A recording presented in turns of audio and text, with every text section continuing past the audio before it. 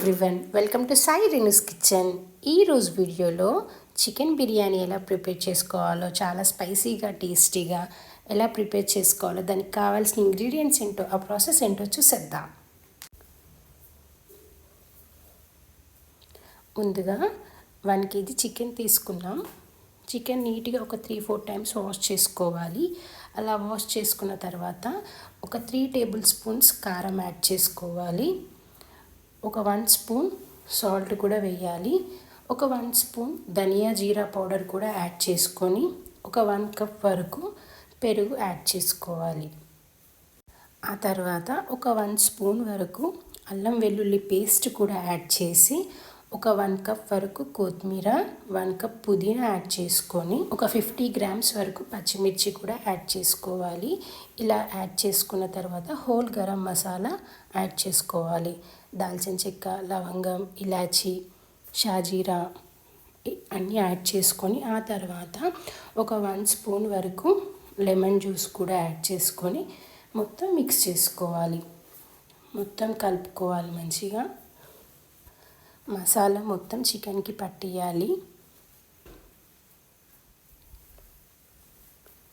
కావాలనుకుంటే స్పైసీగా కావాలంటే కొంచెం కారం ఎక్కువ కూడా యాడ్ చేసుకోవచ్చు.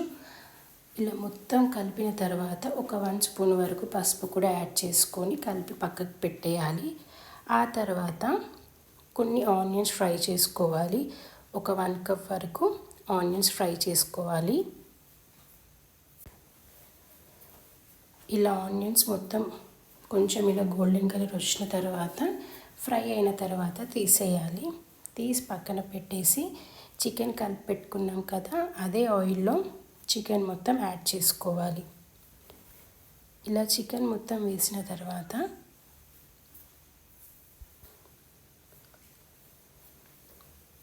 ఒకసారి కలిపేసుకొని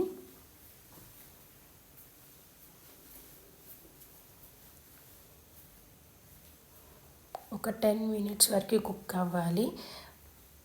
ఒక 10 మినిట్స్ కుక్ అయిన తర్వాత మొత్తం మిక్స్ చేసుకొని కొంచెం దగ్గరికి రావాలి. దాంట్లో ఉండే వాటర్ కంటెంట్ మొత్తం పోవాలి. కొంచెం దగ్గరికి ఫ్రై అవ్వాలి. అది కొంచెం దగ్గరికి ఫ్రై అయ్యేంతలోపు బాస్మతి రైస్ తీసుకుందాం. ఇప్పుడు 1 kg చికెన్ తీసుకున్నాం కాబట్టి 750 గ్రామ్స్ బాస్మతి రైస్ తీసుకొని ఒక 5 గ్లాసెస్ వాటర్ యాడ్ చేసుకోవాలి. రైస్ ఒక 2-3 టైమ్స్ వాష్ చేసుకొని ఒక 5 గ్లాసెస్ వరకు వాటర్ యాడ్ చేసుకోవాలి. ఆ తర్వాత బగారా ఆకు, ఇలాచి, అనాస పువ్వు, మరాఠీ మొగ్గ, లవంగం, మిరియాలు, దాల్చిన చెక్క యాడ్ చేసుకోవాలి. కొంచెం షాజీరా కూడా వేసేయాలి.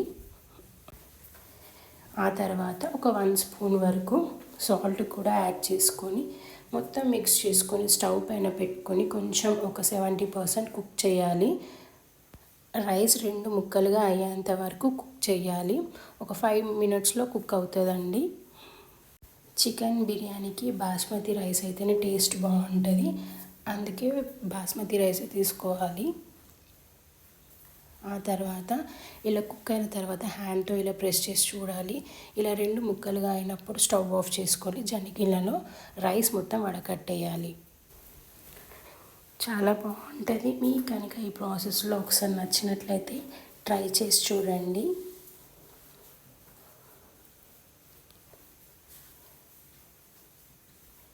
ఇలా రైస్ మొత్తం యాడ్ చేసుకున్న తర్వాత ఇలా విడివిడిగా ఉండాలి రైస్ మొత్తం.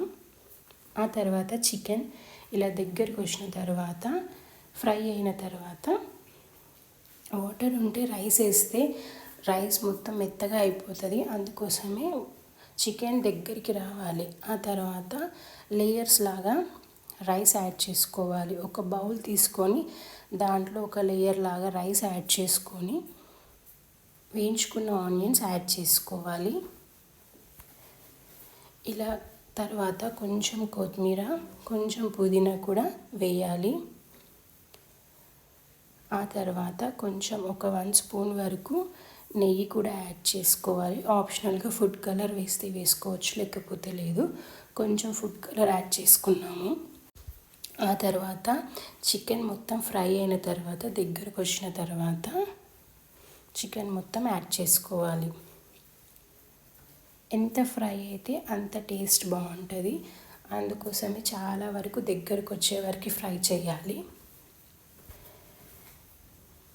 ఇలా మొత్తం చికెన్ యాడ్ చేసిన తర్వాత ఇంకో లేయర్గా కూడా రైస్ మొత్తం యాడ్ చేసుకోవాలి.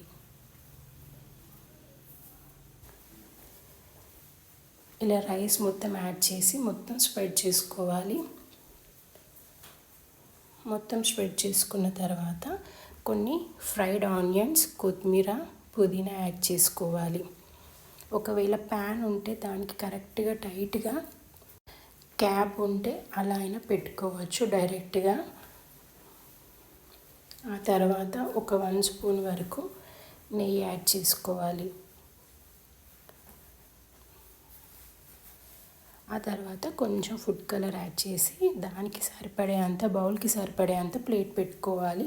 ఒకవేళ ఒకవేళ ప్యాన్ అలా ఉంటే ప్యాన్కి కరెక్ట్ సరిపోయేంత ప్లేట్ ఉంటే అలా కూడా సరిపోతుంది.